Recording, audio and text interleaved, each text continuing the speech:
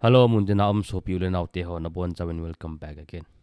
Tune in Squid Game Season 2 explain bol Kithato din. Jule hi Squid Game Season 2 hi episode 7 chan in hi ja chu breakdown hin bol deu hala hin sei kit deu hi. Mas pena hi episode 1 le 2 hi hin sei masat deu hi jun akipa na pat achana chan ngai din ki team ki dove. Tun setam televin sim chu hin pan tau hite. Aflim ki pat chun airport hong ki mu in Jihun ki tipa chu achanu kom che ding in US gam choni zone gu e. Jihun ki tipa hi Squid Game season 1 a winner pa chu nahi. Ama hin metro station a hi chi daksi game ki chemo amu kit pha na hi ama hi chi talawai hi chi game hi ki chai tam tia ngai tu hin la ki chai nai sai lo chi zom jing na lai hi ti chu head do hetai. E ji ja chu Jihun in jong US gam zone talovin hi chi game hi nga sa te te ding ti chu lungput an nei tai. Amanjong Squid Game invitation card na chun number ki pen cha fun ta nai le frontman pa chun thip chen na chin ding chun chen nang na winner sum chun nom tan ki man tan hin hu nom tan ki man tan tin an sei pe chuin ji hunin jong apta su nga hi tracking device o me ti chu an ki he to ta hi ja chu US a chi gu dong chu a het pe ki no hi ji hun jong airport chu an da han hong do ta nai le frontman pa chun an kolin ibidinga chitalawan hong do ham hunung tile na ke si lai chat liu de thip chen na chen ding chun ke chen tin an sei gi ne ahin la ji hun cho lohang be sen chi ponge hi chi game hi ka su hai to ka chi lo de hi chele koi ni yong ka ma do tho tho ding kong hol do tho tho din hetina sei ta nai chuin ji hun jong dukan khon na chun plan ho cho ka ki cho in hi ti chun public washroom chun ga lu nin a bil kol dunga tracking device ki happy pen chu akya do na ke la do ta nai hi chi pe ta chun asin hun ki kanin komni masang cho hong ki vet sa in hi chi inspector pa police pa jun ho ki ti pa cho hong ki mu nai ama yong chu hi ti chun hong khang do ta nai la hospital sunga chun anyo me jun ho ki ti pa chu tuila chu ngaman mi khan hin ahin mu a hi ta chu an ki thopia hospital a hin thu dai jun ho yong chu thimil hi ta na hin la hong hin do do chun anu yong chu ke pa le yeng e ji jo chun present scene hong ki vet sa kinin jun ho yong chu traffic police in ani pangtai nunga khala go lang khat dong chun nal ta in helmet khu lo nong thai hong ta nai lamang chun manin hi ti chun fine chan lai anunga nu chun police pa jun ho mu mu chuna dong pa cha hai mil liu yeng in a de che le yeng fine la cha cha chuna dong pan jong a dong nu cha da than hi ti chuna ke tal mang pai pai tai e ji jo chun jun ho chief pa chun dinner ading in ahin kovin aman yong nin tha in dinner chun ga chi hone asar pa chun jun ho chu crime branch a tong ke ding na sei a hin la jun ho cho lo hang the yeng a thu sei ho Squid Game ani sei ho chu an ta san lo chun ma cho lo hang the yeng achieve pa chun iti solid evidence mna wa chi tike mo ta san dam tin na sei jun ho chun evidence jo se phona ni la ho jo se chu tuila ke ta lu na chu mang chai se chai gam hetai hi ja chu solid evidence a pi thei lo hi ahin la pi the pen wang chu mi khanin ahin ka wang cha sei na hin la chief pa chun ka ma ka pa chu mial na muam tin a sei ta nei le jun ho chun au pa mial chu ayim tan ka mu pui tin a sei Hizan mama chun nunga khala go thang kha dong chu hotel a chun gi ding na chi hunin nei la hotel to ke khai nai chule hotel chung zo si chu light la wa lo ji chun khanun nong chun mi full hetan te heja hi wa lo he light kha cha wa lo hetina sei ta ne la pasal pa chun ging moin phal chia hi tai hotel na chi jing jan he he tin ama nong cha kin na lo kin hone hitia chi te ni chan chu asunanga ji hun ki te pa chun ani musu ke nai CCTV camera chun Jule ji hun ki ti pa chu hilai hotel mun cha bon chi ke cha ki chu a heta chu mi he lo na mun khana heta chu thip chana mai e ji zo chun doorbell chu hong ging kin in aman jong CCTV camera chana veta nai le koi ma am kit pu ne na doorbell chu ging non yeng aman jong me pum chu ki cho in kot na chu na nai phein koi nim tin na sei ta nai la noi langa kun chun hi chi Squid Game business card chu a hin thon lut win ai aman jong amu mu chun ko cho hongin me pum chu na doi ta nai le amasanga chun frontman ki ti pa chu num tai Heji frontman ki te pa chun a khot na chun sangwu ki te pa to sebu ki ti nu alu chu ain khai nai jiwon jong ki chabe se na pisul chun akap ta nai le ti chun azan mong na hi in alup na kun chun ahung king khang heji pe ta chun doorbell hong ging kin aman jong ga ve ta nai le heji season 1 na sum ani bat na pa cho ni tai iti chun jiwon jong chi pa cho ki mu pin chu dala bat hong cha pe in chu la sum tam tang cha pe be in hiti chun aman jong salesman ki tipa mi Squid Game adinga recruit ball ji pa chu a hol do divin a ki thu pi dingin angi eta nai ji hun chun chipa ko ma chun kumni kum thuma sanga chu ki ong ama nei recruit ai ni bola hi chi game chu ka ki chip in ai la ki chip khwam pi a bon chi ka thisu ke bo a hin ka hin chule hi cha chu a winner ke hi ja ko hong hin do na na hi tua jong hi game hi ki chim kit ding am tai ja chu su hai te de ding ka ti hi in hi chi pa i hol do te te du hetina seita nei le ti jun hong kin up tu hon tai chuin hi chi pa chun na su ho ka ma jana seita nei la khan na ta san pu nei aman jong sumei ba si hi chi game a su lu no hetan te khat cha ki mu ta po ye ama wa hi asu cha hi in chule price ong tam ta hin wa hung do hi in aba jong sei lovin in ko win a ki sa ket na la ye chuta le tua yong hi chi recruit hin bol pa cho amu mu chu 1 billion ka pe de tena seita nei la khan hong cho ki pa thai thai yeng win hi di chun all ding in hung ke ho to ta ve azing jing ken jun ho yong chu Squid Game ki chip na hi chi island chu all ding in hung do ki nin ama ni hu do pa hi chi kung nei pa ngaman pa ko ma jana ga chi jun ho yong hi a chang sia hi chi Squid Game ha ki chip na mun chu hol do te ding a ti ai ta chu ngaman pa chun an hol jing hon nei ama ni chun island phapi yong hi an hol sa hon tai ya chu tunia hi mun chum be khat hol ding a ki pat do ken hon nei hi ti chun an lang khana lon sa geng ho chun hi chi frontman ki ti pa chu hoi tan a limong cha semavin chu ta le mi tam ta chu a hilovin suitcase a hiding chu ta le ko da ki von hi chu ki von na yo si hoi tan a sei pi win hi chi ki hop hen diu chu le metro station yo si ai lu diu hi chi pa i hol diu chu ta le imumu while update e bol so ke diu hetina sei win hi ti chun a ki ho to chet win a bol ding dan mieu si chu ki ho to sel ve chule lam kai pa chun koi tabang amu mai le 500 million yong riwana ki pe de tina sei ta nei lam ho cha tha nom the le ye hi ti chun hong khom khen wen am ho jong metro station jo si chuna ga chi wen a hin hol pan ta ve miau si cho ki man cha dan ho chu ji han ko ma chun report a bol ji ve station dunga yong chun mia dong le win chu ta le a thil bol dan ho a ki be tu dan ho a ki chip dan ho cha vet sa win mi chu a dong le win a hol le win chu ta le hoi ta smart thana hong ki won ko chu na hong ki won hong chu hi ti chun a ging mo win apo no cha khu pi win hol le yeng ve alang khana jun ho yong chu island khana chun aga lut ki nin a hin la a hi lo pa chun hong ke le do kinin hi ti chun captain park ta chun hong ke le ken hon tai hi ti chun ni kho hong chi na zo nine jun ho jong amu mo lo pha chun give up that in hol ta lo ti chu hong ki ngai tu tai alang khana mi hol ho yong chun amu mo mong pu ve lon sak to loi paung chu hi ta ki hon lai pe ta chun metro station aga langa chun hi chi daksi game ki chim chu mi ki chim chu a hen mo hon tai idi chun a hol pau ko na ye wan pa che pa ta chun mi kha chu ki chim hone chun man yong hi chi salesman pa chu agzui hon tan hai a ki chi pi paung chu ha nop thim hin tin a bing chu san la yeng in hi ti chun a zo nine hi chi invitation game card chu an mu ta nai hi chi pe ta chun a dong nu jun hi ki ti nu chun an kolin an la ma chun a pick ta pu nai adong nu jun hi chu naw a vo hi in hi ti chun cleaning a chun awmin chela ama yong chun a khut na chun hi chi Squid Game invitation card chu ani ki choi jun hi chu hilai mu na chu naw sul hadinga hi na hin la akingai to in hi ti chun doctor ho ki movie tar na po do pai tai alang khana hi chi salesman pa chun bread tam ta cho in ta le lottery ticket tam ta cho in pa khana chun ga chi chule chi pa chu lon sak te ni chun azui pe honin chule mio si chu ji hun kom chan update a bol ji honin ji hun nong chu hilai mun chun ong ke pat hilai mun jun ding chun ong ke pat do na hin del jele e je salesman pa chun pau dunga mi gen themi wai cho in nei lo ho chu bread to lottery ticket khat chu khat zo ke la de win a pg in hi de chun khat hong chun lottery ticket ke la win a kho do ta we nei la wanga nei lo ji chu na phau thei pu ve hi ti chun salesman ba chun aban ne jana chi le len hi ti chun migen thewa chu hi ti chun choice a pg in khan hong chun lottery ticket ke la ji win en la phau thei pu ve azo ran hi chpa chun be jo si chu lam pe chun a sung hlai na ban chu tel ta nei le khan ho chun kyon ke la winga ti nei hin la chpa chun kapi saw na hi ta non lottery ne ke la o he tin na ban su ke ni ti chun angol ta ke lo le ve alang khana lon sa te ni chun agal mu hunin ama non chun adat mo le ye hone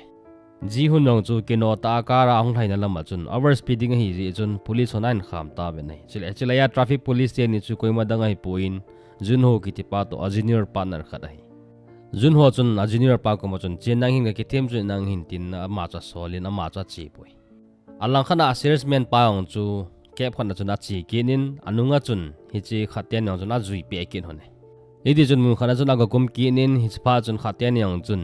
ji hun chu message update ahin bol kin hone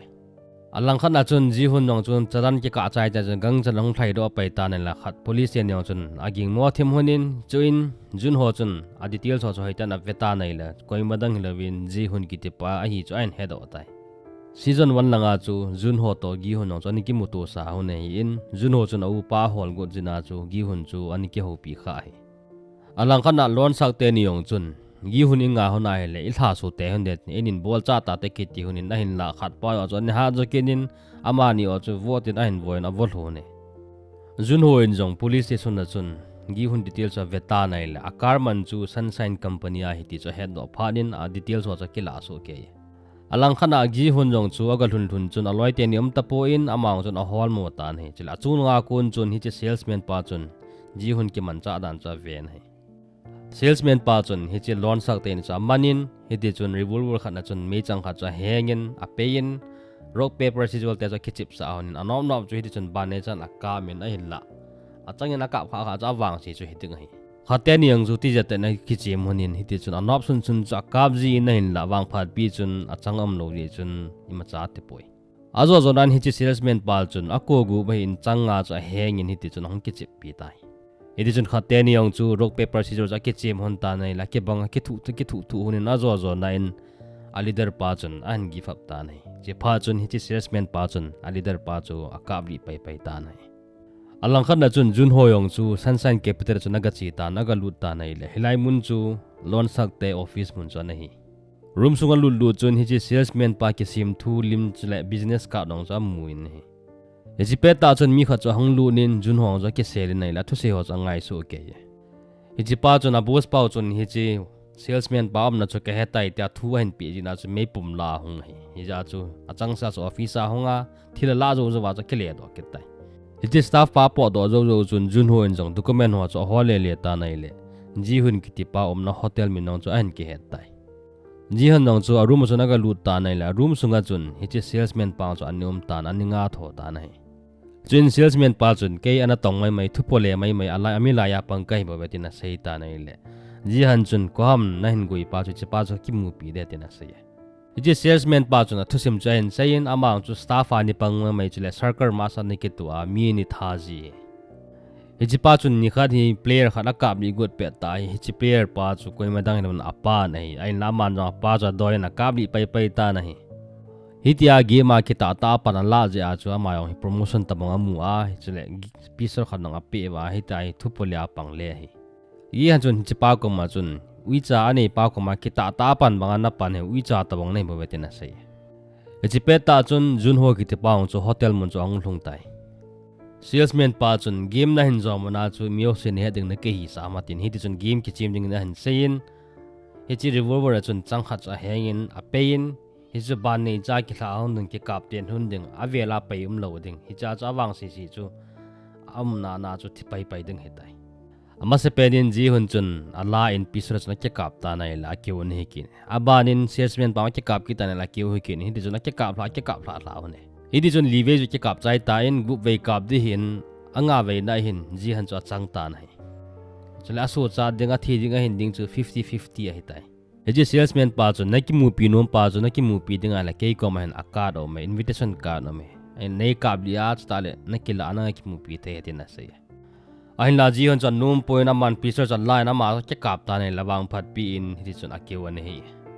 chuin khat pa pha chu hita in chuin ji han chun khat pa ko ma chun hi jin na la ake nei ka bi the ahin an heading kha chu ke thiong leng na master pa ma sanga chu na mei num ta na pe le ding ui cha ki ta hing a pu pa banga hing ta bang na hi de bo ki head in ki mail chin tin a sei chuin khat pan jong pisar chan line ama chu kha ta cha doina ke kap ta nei la chang chau min hi chun ama chu ki kap bi pai tai Jun ho chun me pum gina za chun ong phai loi chalin hi ti chun room ho chu hung hol le ji han chun khat pa sa khawa kon chun hi chi invitation card chu ke la doi alang khan na chun Jun ho chun ago hol le ta nei room khan na chun don sa khat pa chu lup na chun ni ke hen cha khen an hing na lai ji pa chun ji han room number chu an sei pe ne je pa chun Jun ho yong chu thlai lu jalin ji han room chu na ga lu tan arrest a bole ai lai chi pe ta chun lon sa khat pa chong thlai jalin Jun ho chu cylinder chun hang jiap ta nei la khat pa cha thimil nei ji hun nong chu lunga dong hleing in pistol cha line khat pa chu kap de tin koi nim te na sei ta nei la khat pa chu nei ha pu na te ka master pa ta bo na ki het ding ei ain la nang nu ya na ka to hi salesman pa chu ko holo he tin na sei ta nei la an ta san tai hichipa min chu wu so ga hi hichipa chun ji hon ki ti pa chu angai sang hle yeng ji han chun hi chi business ka cha ve nei le hotel min khat zo mi hi chi lai mu na chu ki mu tu dinga chi ding hi wu so ki ti pa chun khat pa thi san ho cha so thengin chuta le ji han chun jun ho chu wa su chun a henin hi ti chun a ke ho pi ta nai jun ho chun ji han ko ma chun a thusim ho cha sei su kein chuta le game ne ki chi pet wa ku pa hol chu ke ka hi ne het lo tam te na se chun ji han chun a hin ta sanin chuta le ji han chun hi chi pa hon kin ka thai poi ging ba ki chi mu na hi chu awang si da ma thi he ti na se chula ji han chun a plan lo se chuan sayen hi chi game hi kan ki chi bai in a winner ke ka hi a hin la aba na ki chi be ji na mi tam ta in khut ki la he tai hi ja hi chi game ka kha gu ne chule a kha na ding a lampi poi he chi frontman ki ti pa chu ama ne game lo se control hi ama chu mat anga ya ti na se nai ji han chun jun ho ka ma chun game a chu staff ana pa na hi le he chi frontman pa chu amial na mu te ri chu la ti na se nai le khat ba chun a lep ta in a ji chu he chi frontman pa chu u pa hi he ja chu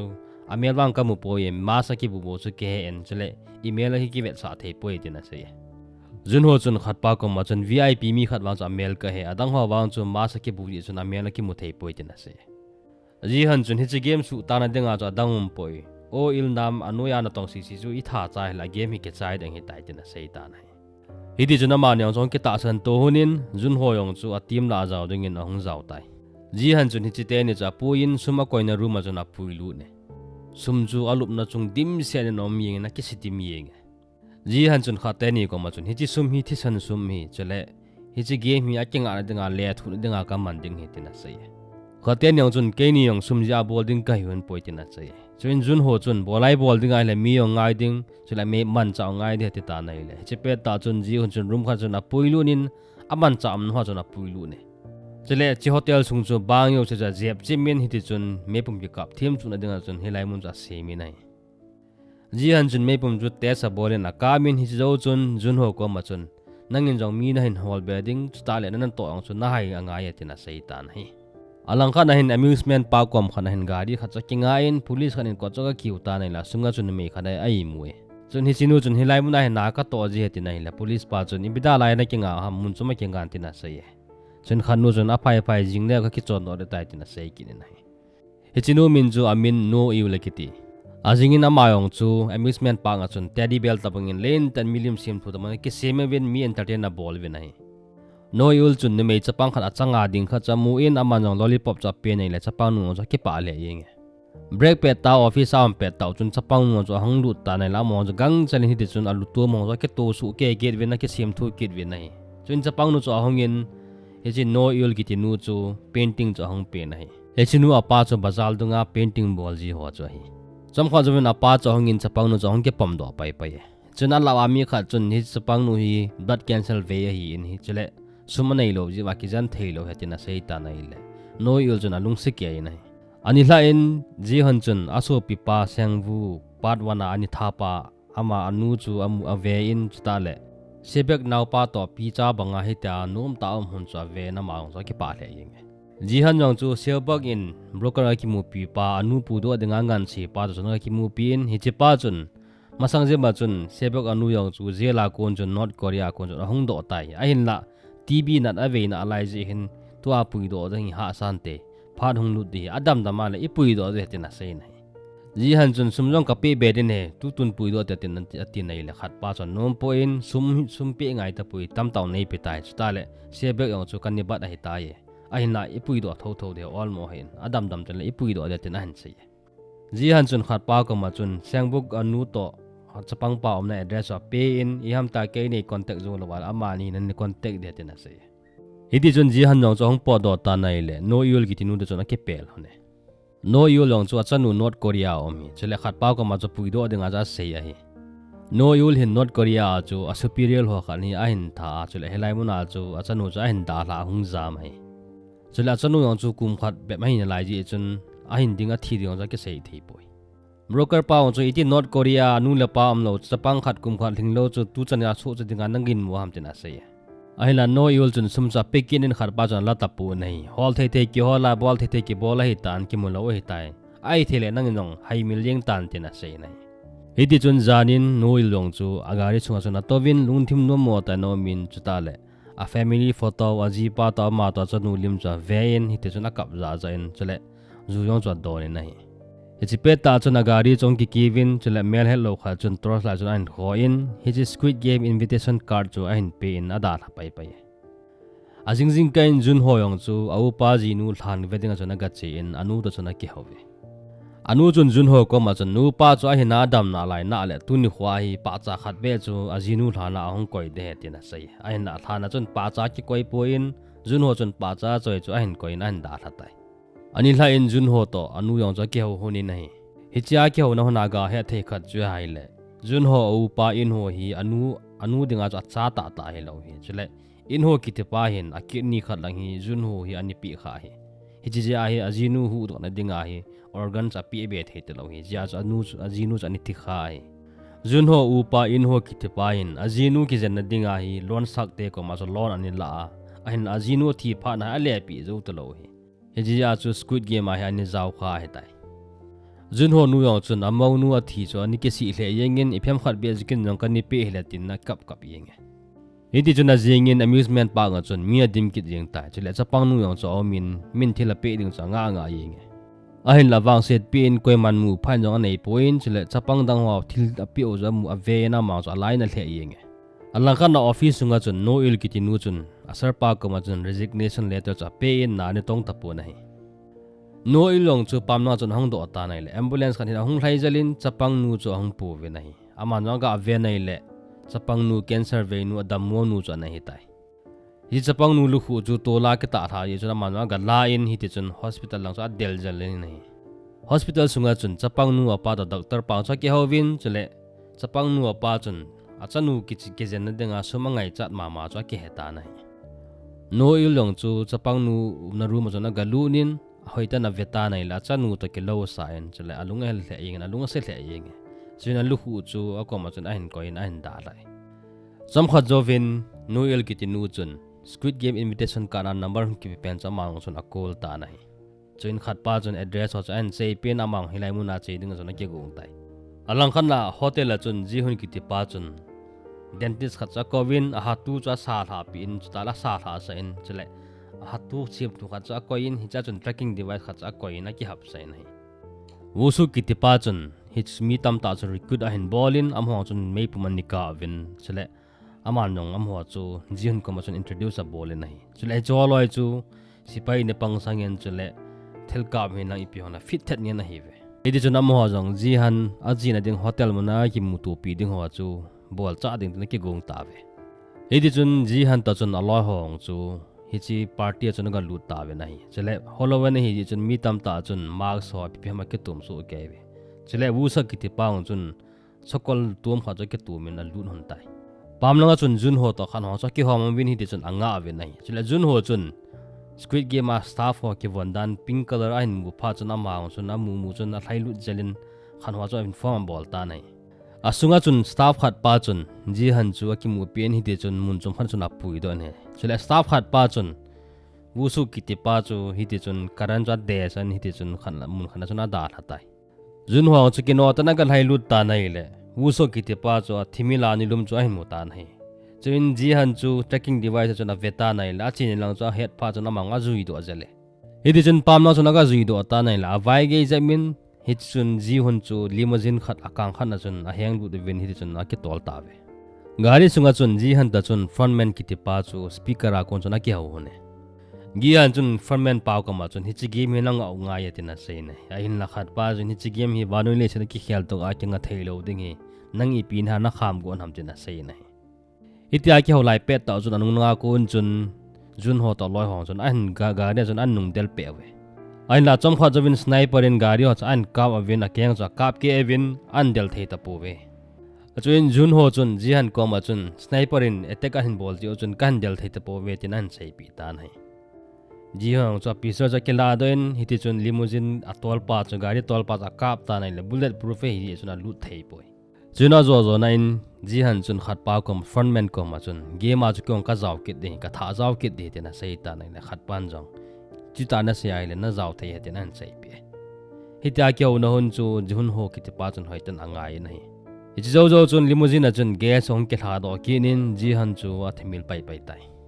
jian athi mi mil chun hiti chun partition chong ki hangin ama sanga chun frontman kitipa hong ki mone Jun ho chun aloi ho ka ma chun tua hi plan B pat du tai na sei pi ta nai alang khana no il kitinu yong chu address api na zona ga chi ta nai